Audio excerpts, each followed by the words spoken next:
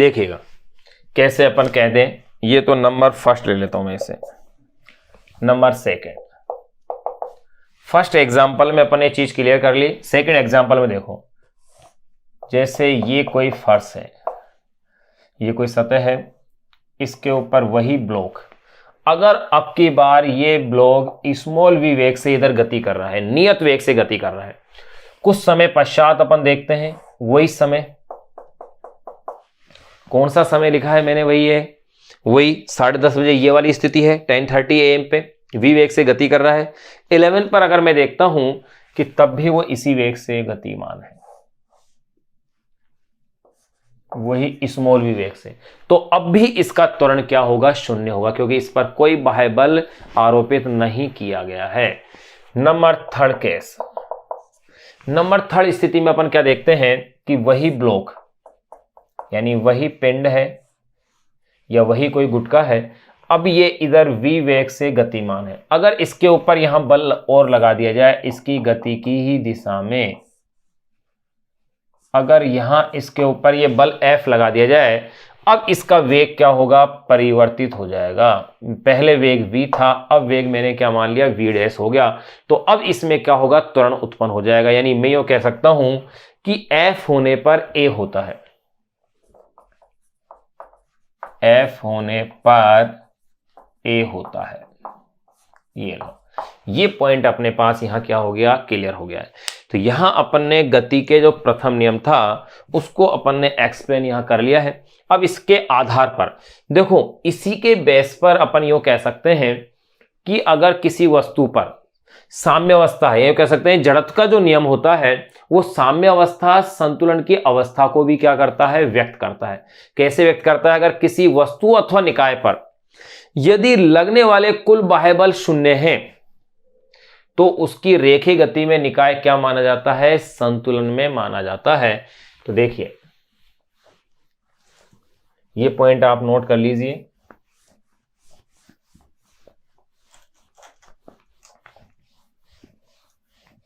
एक सिंपल से एग्जाम्पल से अपन ने इसको समझ लिया है।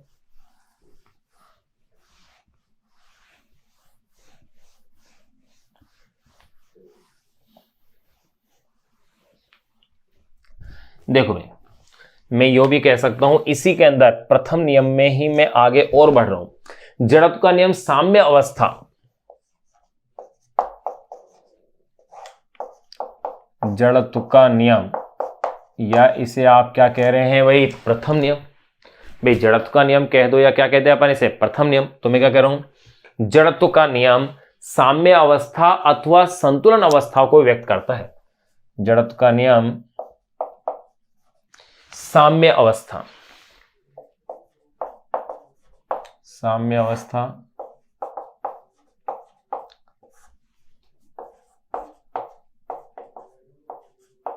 अथवा संतुलन अवस्था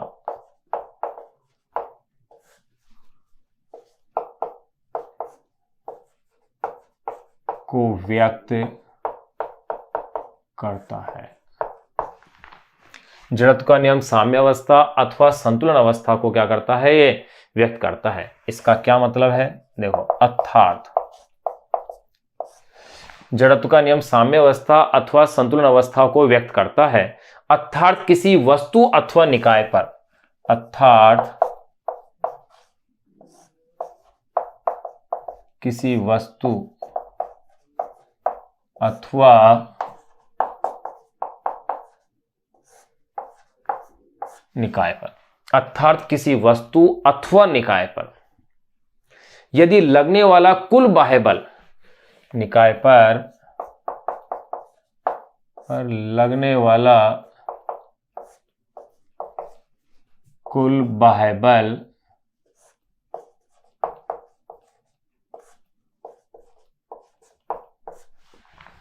अर्थात किसी वस्तु अथवा निकाय पर लगने वाला कुल बाह्य बल शून्य रहता है, बाह्य बल शून्य रहता है।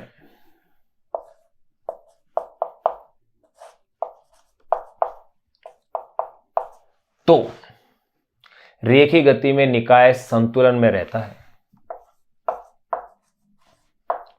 तो रेखीय गति में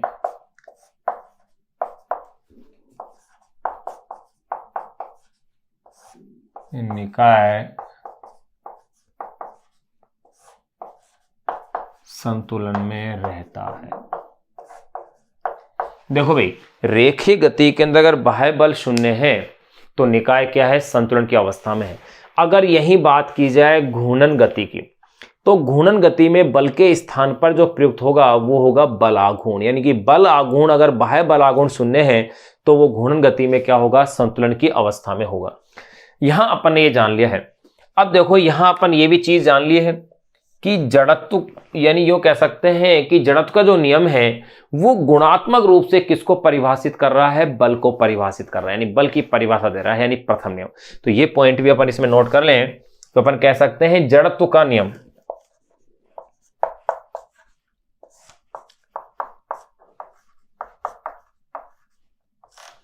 जड़त्व का नियम गुणात्मक रूप से बल की परिभाषा व्यक्त करता है। जड़त्व का नियम गुणात्मक रूप से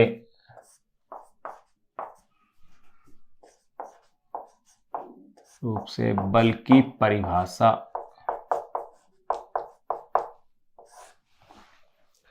जड़त्व का नियम। देखो जड़त्व का नियम गुणात्मक रूप से बल की परिभाषा व्यक्त करता है, इसके अनुसार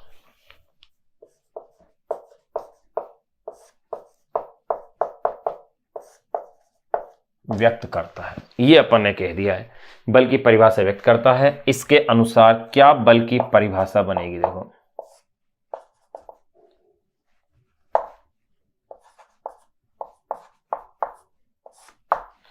जड़त्व का नियम गुणात्मक रूप से बल की परिभाषा व्यक्त करता है, इसके अनुसार क्या पॉइंट अपने पास आ रहा है कि बल है क्या, कि वस्तु की अवस्था में परिवर्तन की कोशिश अथवा परिवर्तन के लिए आवश्यक जो कारक है वही क्या है, बल है। यानी प्रथम नियम ने ही किसको परिभाषित कर दिया है, बल को परिभाषित कर दिया। ये यहां पर क्लियर हो गया। तो देखो जड़त्व का नियम गुणात्मक रूप से बल की परिभाषा व्यक्त करता है, इसके अनुसार अपन क्या कह सकते हैं, वस्तु की अवस्था में परिवर्तन,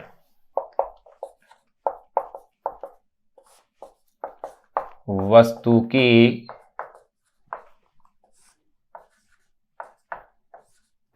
अवस्था में परिवर्तन। देखो वस्तु की अवस्था में परिवर्तन, परिवर्तन की कोशिश, वस्तु की अवस्था में परिवर्तन की कोशिश, वस्तु की अवस्था में परिवर्तन की कोशिश यो कह सकते हैं, अथवा परिवर्तन के लिए आवश्यक कारक, अथवा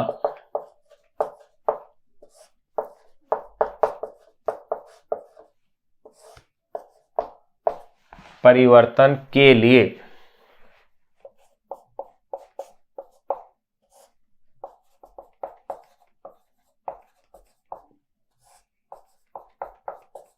आवश्यक कारक क्या है, बल है। यहां अपन ने बल की नई परिभाषा अपने पास आ गई है, परिवर्तन के लिए आवश्यक कारक क्या है, बल है। अब देखो इस जड़त्व के जो आधार है, इस जड़त्व के आधार पर ही निर्देश तंत्र दो प्रकार के हैं। इस जड़त्व का जो प्रथम नियम है इसके आधार पर निर्देश तंत्र यानी फ्रेम ऑफ रेफरेंस दो प्रकार के हैं, जड़त्वीय निर्देश तंत्र और अजड़त्वीय निर्देश तंत्र। तो जड़त्व देखो यहां तो प्रथम नियम तो अपन ने कंप्लीट कर लिया है, अब इसी पॉइंट में अपन ऐड कर लेते हैं कि जड़त्व के आधार पर निर्देश तंत्र।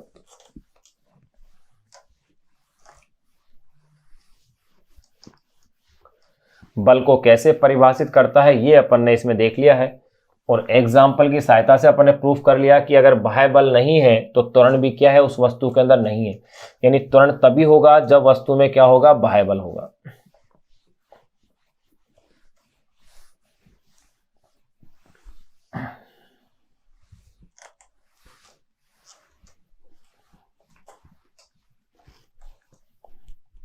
देखिएगा यही इसमें अपन कह सकते हैं कि जड़त्व नियम के आधार पर निर्देश तंत्र को दो भागों में बांटा गया है। कौन कौन से दो भाग, जड़त्वीय निर्देश तंत्र और अजड़त्वीय निर्देश तंत्र।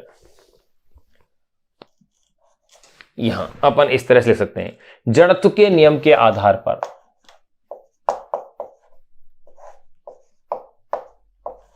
जड़त्व के नियम के आधार पर जड़त्व के नियम के आधार पर निर्देश तंत्र फ्रेम ऑफ रेफरेंस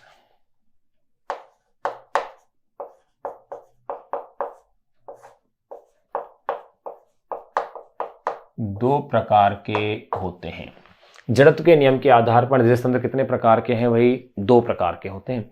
कौन कौन से दो प्रकार हैं? नंबर फर्स्ट, पहला जो प्रकार ले रहा हूं मैं वो है जड़त्वीय निर्देश तंत्र।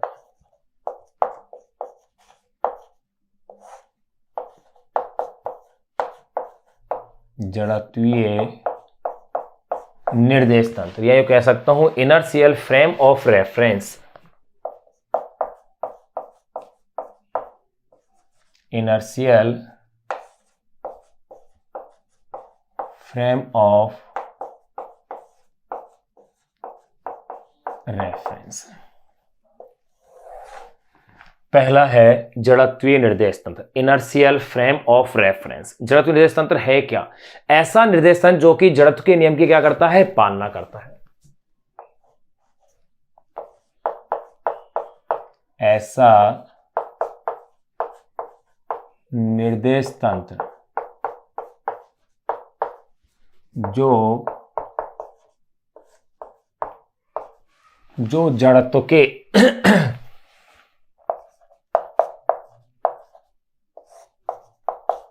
नियम की पालना करता है। ऐसा निर्देश तंत्र जो जड़त्व के नियम की क्या करता है? पालना करता है। पालना करता है, जड़त्वीय निर्देश तंत्र कहलाता है।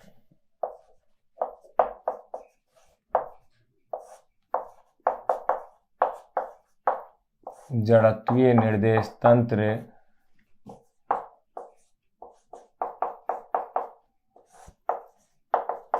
कहलाता है। ऐसा निर्देश तंत्र जो जड़त्व के नियम की पालना करता है वही कहलाता है जड़त्वीय निर्देश तंत्र कहलाता है। जैसे अपन इसके एग्जाम्पल के रूप में देखें, जैसे पृथ्वी एवं ऐसी सभी वस्तुएं, जैसे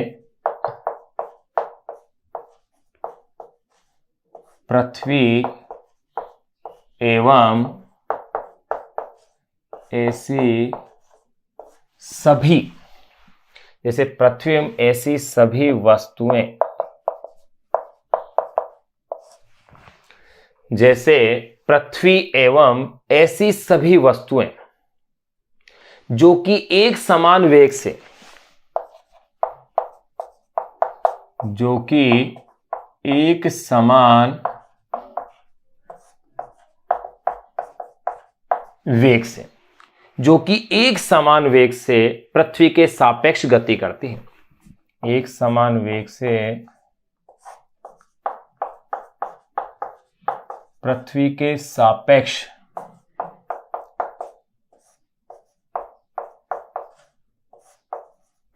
गति करती है। जैसे पृथ्वी एवं ऐसी सभी वस्तुएं जो कि एक समान वेग से पृथ्वी के सापेक्ष क्या करती हैं? गति करती हैं। अर्थात जिनका त्वरण क्या होता है? शून्य होता है। भाई एक समान वेग का मतलब त्वरण क्या हो गया? शून्य। अर्थात जिनका त्वरण शून्य,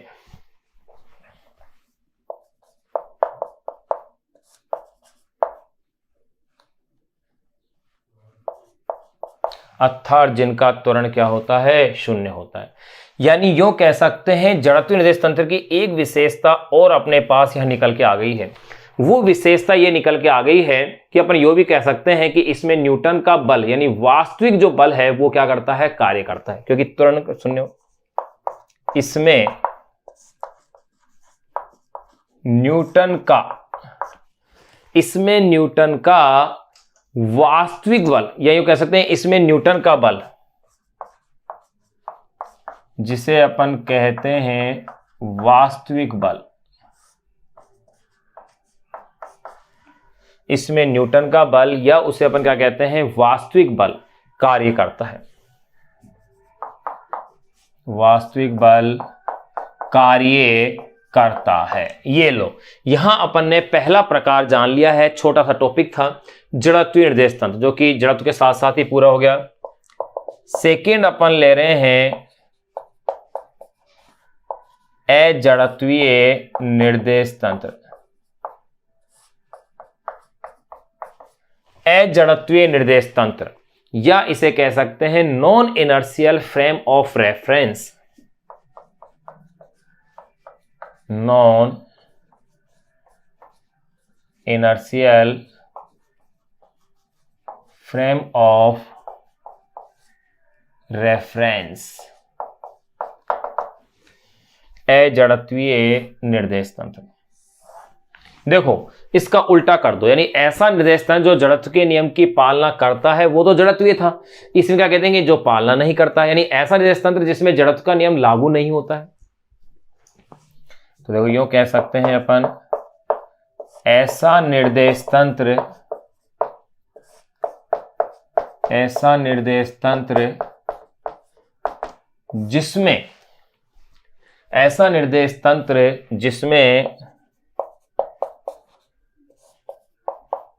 जिसमें जड़त्व का नियम, ऐसा निर्देश तंत्र जिसमें जड़त्व का नियम लागू नहीं होता है, का नियम लागू नहीं होता है,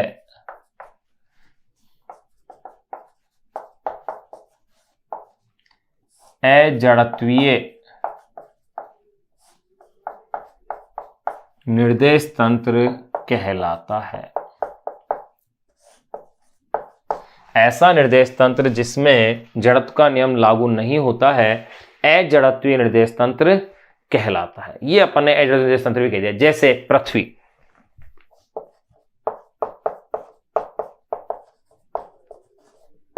जैसे अपन बात कर रहे हैं किसकी, पृथ्वी की, ऐसी ही अन्य जड़त्वीय निर्देश तंत्र, जैसे पृथ्वी ऐसी ही अन्य जड़त्वीय निर्देश तंत्र।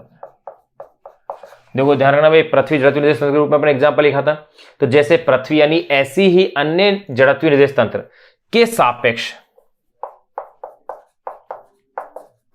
यही यूं कह सकते हैं पृथ्वी के सापेक्ष, जैसे पृथ्वी के सापेक्ष, क्या कहा मैंने, जैसे पृथ्वी के सापेक्ष त्वरित, जबकि वहां त्वरण शून्य था, जैसे पृथ्वी के सापेक्ष त्वरित यानी कि त्वरण से, जैसे पृथ्वी के सापेक्ष त्वरित गतिशील प्रत्येक वस्तु के सापेक्ष त्वरित, यानी कि त्वरित से तात्पर्य मैं लिख सकता हूं यहां पर त्वरण से,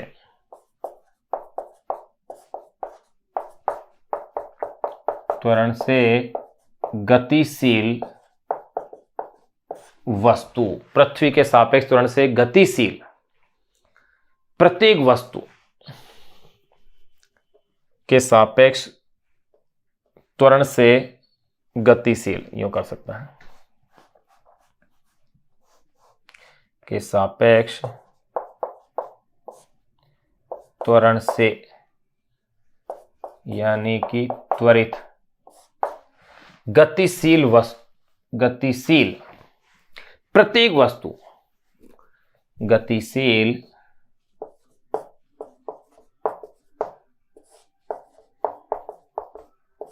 गतिशील प्रत्येक वस्तु अजड़त्वीय निर्देश तंत्र की भांति, अजड़त्वीय निर्देश तंत्र की भांति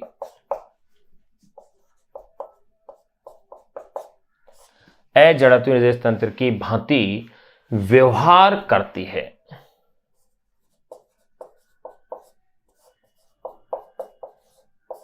ये लीजिए, ये अपन ने जड़त्वीय और अजड़त्वीय निर्देश तंत्र को भी इसके साथ साथ ही अपन ने क्या कर लिया है, जान लिया है। इसके लिए मैं ये पॉइंट कह सकता हूं, जैसे मैंने इसके लिए कहा था कि इसमें न्यूटन का बल यानी वास्तविक बल कार्य करता है, इसमें क्या कह सकता हूं, इसमें न्यूटन के बल के बराबर परंतु ठीक उसी की विपरीत दिशा में। तो इसमें आप कह सकते हैं जिसे अपन आभासी बल या छद्म बल कहेंगे, इसमें न्यूटन के बल के बराबर, इसमें न्यूटन के बल के बराबर, इसमें न्यूटन के बल के बराबर परंतु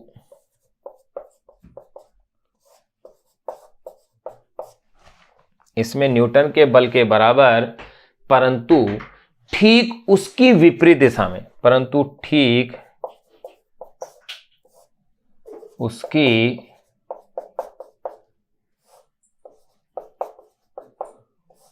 उसकी विपरीत दिशा में, इसमें न्यूटन के बल के बराबर परंतु ठीक उसकी विपरीत दिशा में आभासी बल, विपरीत दिशा में आभासी बल कार्य करता है। एक आभासी बल क्या करता है? कार्य करता है, जिसे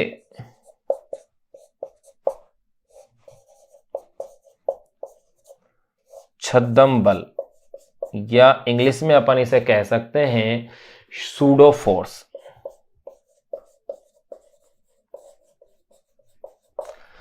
छद्म बल या इसे कहेंगे सूडो फोर्स। यहां इसमें पी साइलेंट है, भी ध्यान रखना पढ़ते वक्त। इसे क्या कहते हैं अपन? छद्म बल या सूडो फोर्स कहते हैं। ये लो, जड़त्व का प्रथम नियम भी अपन ने इसमें पूरा कर लिया है। और यहां इसके साथ साथ, जड़त्व के नियम के साथ साथ अपन ने एक कॉन्सेप्ट को और समझ लिया है, वो है जड़त्वीय और अजड़त्वीय निर्देश तंत्र क्या है। आप एक बार इसे नोट कीजिए ऐसे कैसे, इसका स्क्रीनशॉट भी ले सकते हैं। फिर इसके बाद अपन इस जड़त्वीय अजड़त्व को एक एग्जाम्पल की सहायता से और समझने का प्रयास करते हैं। देखो कैसे।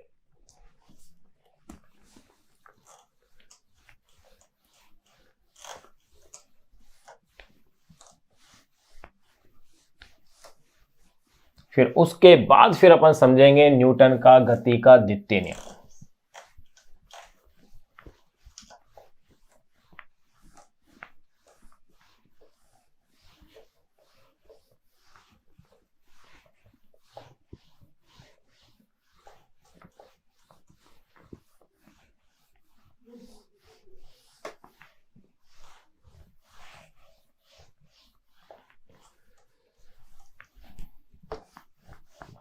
देखिएगा, मैं क्या देख रहा हूं कि जैसे सड़क है, इस सड़क पर मैं किसी व्हीकल को ले रहा हूं।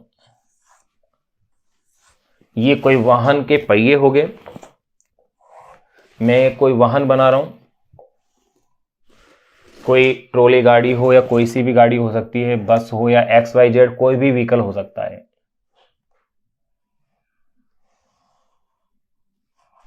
ये क्या है? कोई वाहन है।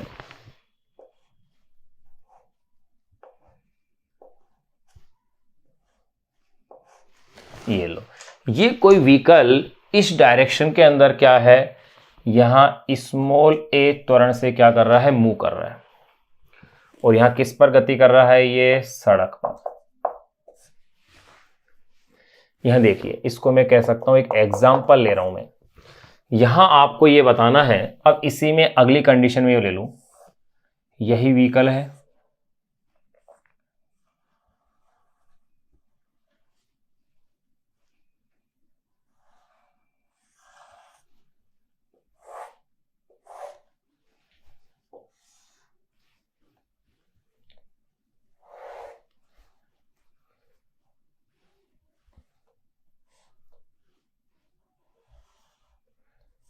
अब की बार ये स्मॉल v नियत वेग से गति कर रहा है।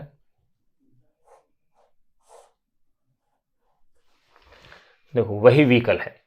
तो यहां पर भी क्या है इसके लिए? भाई ये सड़क है, ऐसे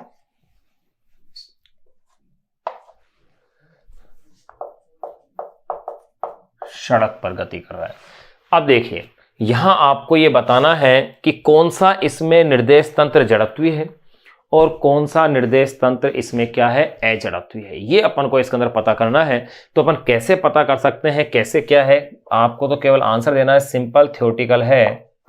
तो देखिए भाई, इसमें अगर मैं बात करूं तो सड़क है, ये तो जड़त्वीय निर्देश तंत्र हो गया, कोई चेंज नहीं। जड़त्वीय निर्देश तंत्र है। ये लो, ये मान लो ये एग्जाम्पल एक क्वेश्चन के रूप में मैंने सोल्व कर दिया है ताकि अपन थ्योरी को अच्छे से क्लियर कर सकें। इस पॉइंट से अपन ने इस टॉपिक को लिया है, ये कह सकते हैं इस क्वेश्चन को लिया है जो कि टॉपिक के साथ ही क्या है, अटैच है। अब देखें, सड़क की बात आ गई, फिर इसके अंदर अगर बात करूं मैं, चलो इसको मैं देता हूं कोई ये बस है, इसे अपन ले देते हैं बस है।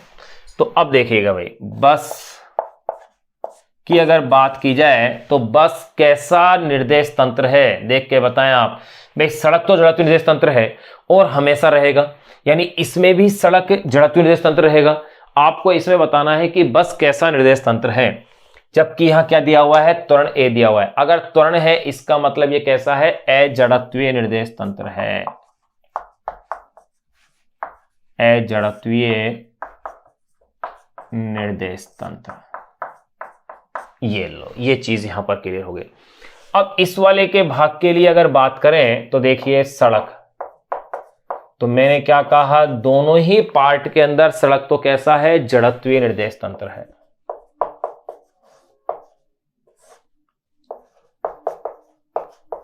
जड़त्वीय निर्देश तंत्र है। अब यहां आपको बताना है कि यहां अब बस कैसा निर्देश तंत्र है। यहां तो बस कैसी थी, अजड़त्वीय निर्देश तंत्र में। क्यों? क्योंकि यहां इसमें त्वरण था, लेकिन यहां नियत वेग है। अगर वेग नियत है इसका मतलब त्वरण क्या है, शून्य, तो ये कैसा बन गया, जड़त्वीय निर्देश तंत्र। अभी अपन ने पढ़ा है इस चीज को, तो जड़त्वीय निर्देश तंत्र यानी कि जो त्वरित बस होगी वही अजड़त्वीय निर्देश तंत्र की भांति क्या करेगी, व्यवहार करेगी। और अगर उसमें अगर त्वरण शून्य है तो वो जड़त्वीय निर्देश तंत्र की भांति क्या करेगी, व्यवहार करेगी। यहां अपन ने न्यूटन की गति के प्रथम नियम को वेल अपडेट अपन ने क्या कर लिया है, कंप्लीट कर लिया है। अब अपन बात करेंगे सेकंड नियम की। जो न्यूटन का गति का जो द्वितीय नियम है वो क्या है, वो जो द्वितीय नियम है वही सबसे इंपॉर्टेंट नियम है और उसे ही अपन न्यूटन की गति का व्यापक नियम भी कहते हैं। क्यों कहते हैं? क्योंकि न्यूटन की गति के द्वितीय नियम से प्रथम और तृतीय नियम दोनों को अपन व्युत्पन्न कर सकते हैं, यानी प्रथम नियम भी प्राप्त किया जा सकता है द्वितीय नियम से और तृतीय नियम भी प्राप्त किया जा सकता है। इसलिए वास्तविक जो न्यूटन का नियम है वो द्वितीय नियम ही है। तो अब अपन बात करते हैं इसमें न्यूटन की गति के द्वितीय नियम की।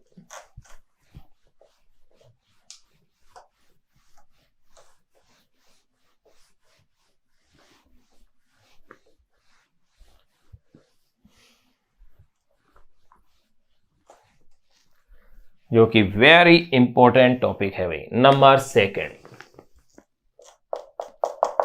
सेकंड है न्यूटन का गति का द्वितीय नियम। न्यूटन का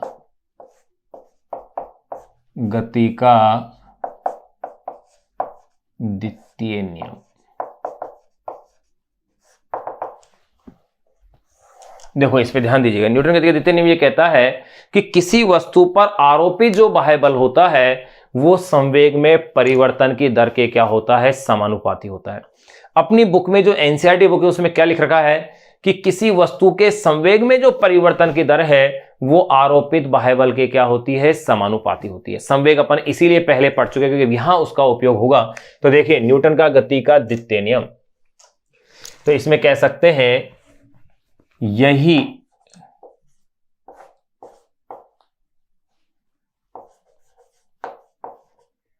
न्यूटन का वास्तविक नियम है।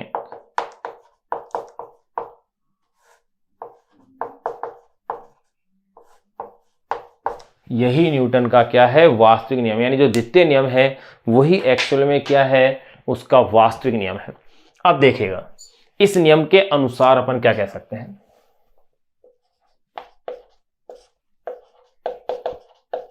इस नियम के अनुसार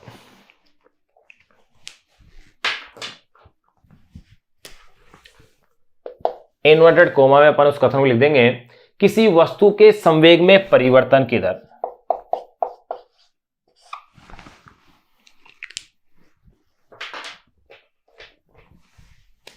किसी वस्तु के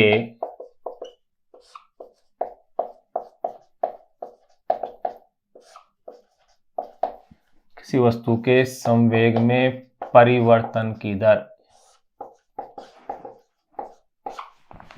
किसी वस्तु के संवेग में परिवर्तन की दर उस पर आरोपित बाह्य बल के समानुपाती होती है, कि दर उस पर आरोपित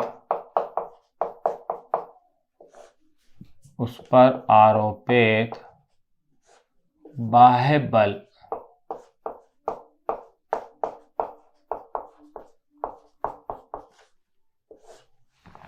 बल के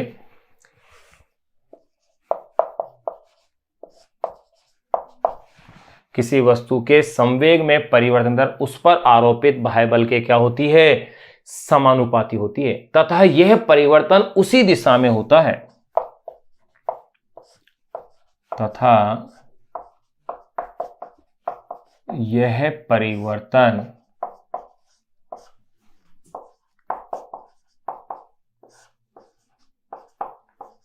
उसी दिशा में होता है। किसी वस्तु के संवेग में परिवर्तन की दर उस पर आरोपित बाह्य बल के समानुपाती होती है, तथा यह परिवर्तन उसी दिशा में होता है जिस दिशा में बल कार्य करता है, जिस दिशा में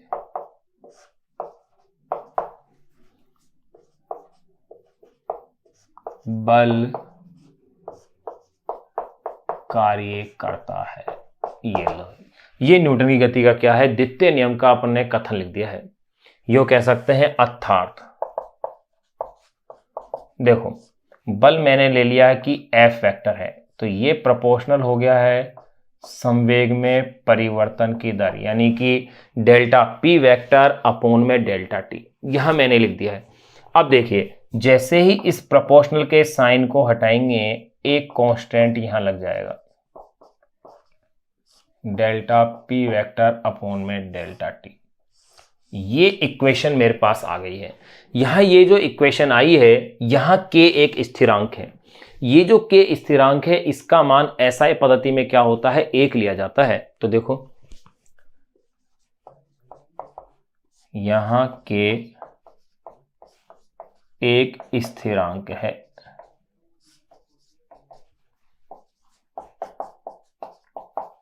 जिसका मान एसआई पद्धति में एक होता है। अगर इसका मान एक होता है तो देखिए फॉर्मूला क्या बन गया, इसलिए F vector is equal to delta P vector upon में डेल्टा टी।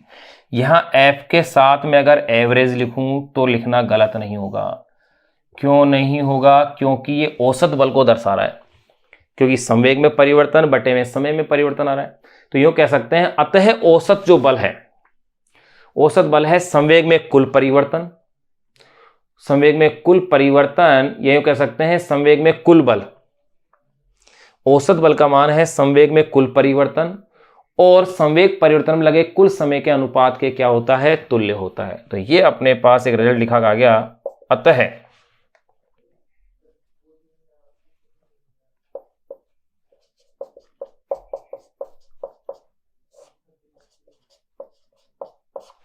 औसत बल संवेग में कुल परिवर्तन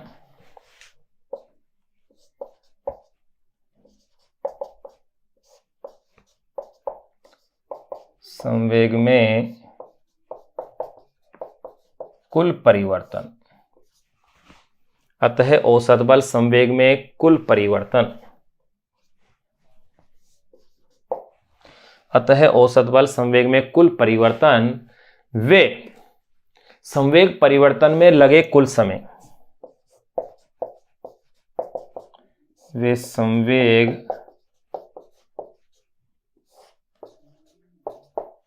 परिवर्तन में लगे कुल समय, अतः औसत बल संवेग में कुल परिवर्तन वे संवेग परिवर्तन में लगे कुल समय के अनुपात के अनुपात के तुल्य होता है। ये लो, ये अपने पास रिजल्ट आ गया है। अब अगर इसी को अपन आगे और बढ़ाना चाहें, यानी कि इस डेल्टा को स्मॉल डी में बदलना चाहें, तो ध्यान रहे समय अंतराल क्या होना चाहिए, शून्य। अगर समय अंतराल शून्य है तो ऐसी स्थिति के अंदर डेल्टा टी किस में चेंज, अगर डेल्टा टी यानी समय अंतराल शून्य है तो इस डेल्टा को अपन डी के फॉर्मेट में भी लिख सकते हैं। तो देखिए लिखेंगे ही उसे, यानी किसी क्षण विशेष की अगर बात की जाए, ये तो आ गया है औसत के लिए, अगर किसी क्षण विशेष की बात की जाए तो वो किस तरह से बनेगा वो देखेगा। ये बहुत ही इंपॉर्टेंट नियम है, ये आपको बहुत ही बेहतरीन तरीके से आपको आना चाहिए। इसे आप बार बार प्रिपेयर करें, क्योंकि इस पर न्यूमेरिकल्स भी बेस है, न्यूमेरिकल इसी पर आधारित काफी अच्छे हैं। वैसे अपन इसके हर कॉन्सेप्ट को, हर पहलू को अपन इसको क्लियर करेंगे, हर टॉपिक को जो इसके साथ जुड़ा हुआ है। न्यूटन की गति के द्वितीय नियम को जहां जहां से क्वेश्चन बनते हैं, या जहां जहां जो जो टॉपिक अपनी बुक में दिया हुआ है, देखो जो द्वितीय नियम है उस द्वितीय नियम को बड़ा फैला हुआ तरीके से दे रखा है। अपन उसको समेट करके एक जगह पर कंप्लीटली सारे पॉइंट को शामिल करते हुए उसे अपन नोट करेंगे।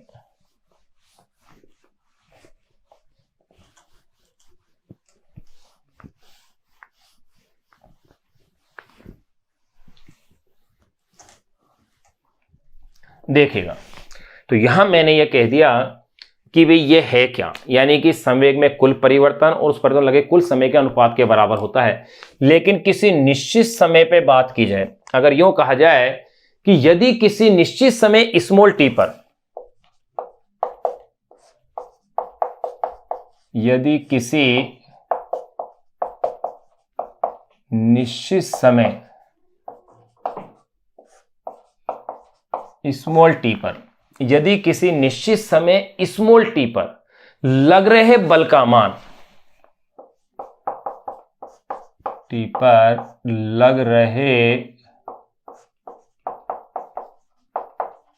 बल का मान, यदि किसी निश्चित समय स्मॉल टी पर लग रहे बल का मान न्यूटन के गति के दूसरे नियम से व्यक्त करें, लग रहे बल का मान न्यूटन के गति के द्वितीय नियम से, यदि किसी निश्चित समय स्मॉल टी पर लग रहे बल का मान न्यूटन के गति के द्वितीय नियम से व्यक्त करें, द्वितीय नियम से क्या करें अपन उसे व्यक्त करें, तो वह निम्न रूप में प्राप्त होगा। तो वह निम्न रूप में प्राप्त होगा। देखो भाई किस तरह से इसको लिखा जा सकता है। देखो मैं इसे कह सकता हूं जैसे कि मेरे पास है F vector is equal to, क्या था, डेल्टा टी के रूप में था। अगर समय अंतराल शून्य की ओर जा रहा है, यानी कि मैं कह सकता हूं शून्य, अगर लिमिट डेल्टा टी ये क्या है, जीरो की ओर है, यानी कि समय अंतराल क्या है, शून्य है, तो ऐसी स्थिति में डेल्टा पी वेक्टर अपॉन में डेल्टा टी, इसे आप लिख सकते हैं F vector is equal to D P vector upon में डी टी, और ये हो जाएगी इक्वेशन नंबर 2। इक्वेशन नंबर 1 तो अपने पास पहले आ चुकी। तो अपन यो कह सकते हैं, अतः निश्चित समय पर किसी वस्तु पर आरोपित जो बल है, किसी निश्चित समय पर किसी वस्तु पर आरोपित जो बल है, समय स्मॉल टी के सापेक्ष संवेग के अवकलन गुणांक के क्या है, बराबर है। तो अपन यो कह सकते हैं अतः किसी निश्चित समय पर, किसी निश्चित समय पर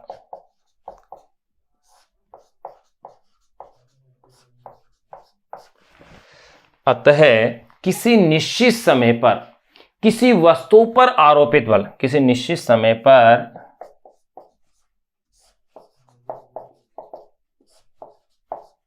किसी वस्तु पर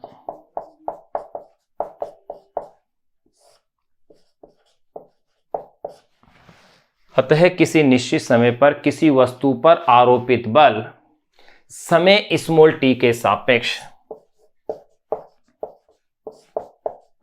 ये कह सकते हैं समय के सापेक्ष।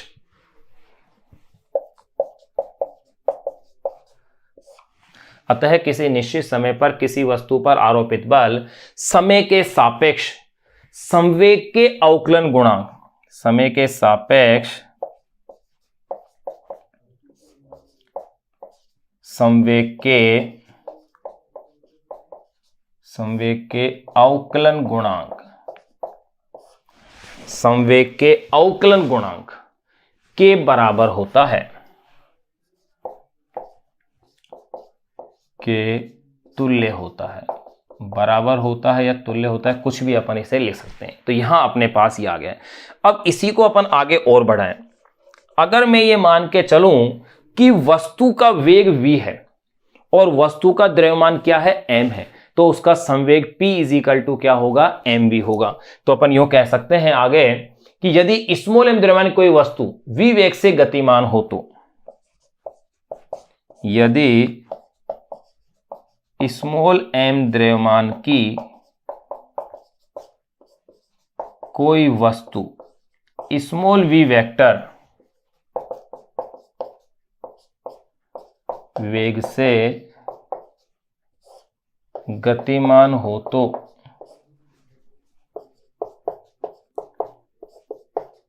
उसका संवेग, यदि स्मॉल m द्रव्यमान की कोई वस्तु स्मॉल v वेक्टर वेग से गतिमान हो तो उसका संवेग small p vector is equal to mv vector होगा।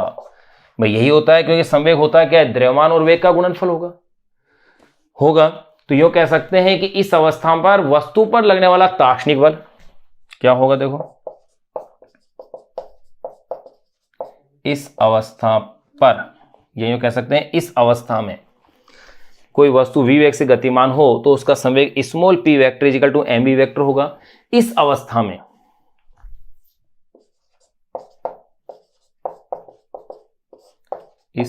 में वस्तु पर लगने वाला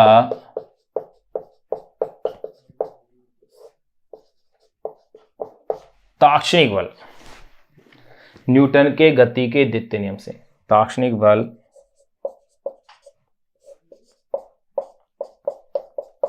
न्यूटन के गति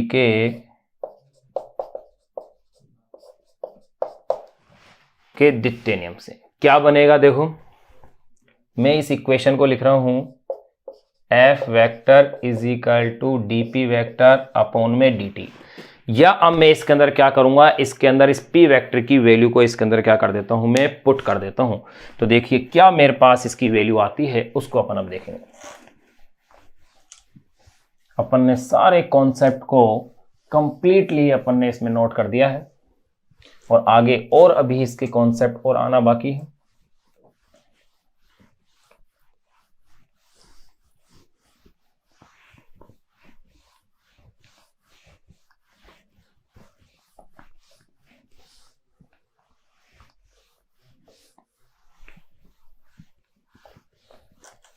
तो देखो भाई मेरे पास ये इक्वेशन आई है F vector equal to dp vector upon में dt, या मैं इसे अब कह सकता हूं, क्या कह सकता हूं, F vector is equal to d upon में dt, p का मतलब mv वेक्टर,